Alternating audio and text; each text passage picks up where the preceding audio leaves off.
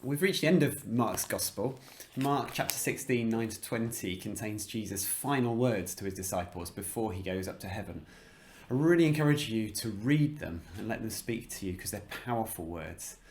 I just want to pull three words out that jump out of this passage in Mark to talk about our ongoing part in the Jesus story. First of all, faith.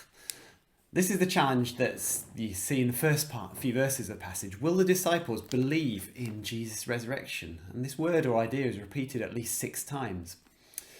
Now, when the Bible talks about belief or faith, it's not just an intellectual thing, a head thing.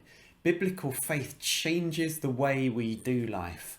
That's the belief that Jesus talks about that saves lives. The disciples were challenged to believe that Jesus, their Messiah, had not only died and fulfilled the Old Testament prophecy, but that he had conquered death, risen again. He'd rewritten the script on life, the world, on everything. So their lives were going to look very different now, totally focused on proclaiming his good news. And that's the second word. Jesus is good news. And the thing I note about this passage in Mark is that he commissions his disciples to preach good news to all creation. We've got a message of hope and transformation that's not just an individual message. It's massive news. It's all creation news. As good news people, we should be carrying a message that changes all of life.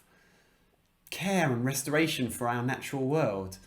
Justice and reconciliation in society. These are things that we should also be speaking out for and expectant to see as Jesus works in and through us. The third word that jumps out of this passage is signs. Jesus tells those who believe to expect to see his word confirmed with healings, with demons being driven out, speaking tongues, unexpected miracles. It's the new creation, the restored creation breaking out in the here and now.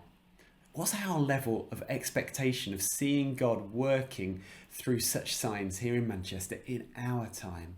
It's really clear that these signs are linked back to our faith in Jesus and the proclaiming of the good news to all creation. Are we believing people? Are we good news people? Are we expectant people?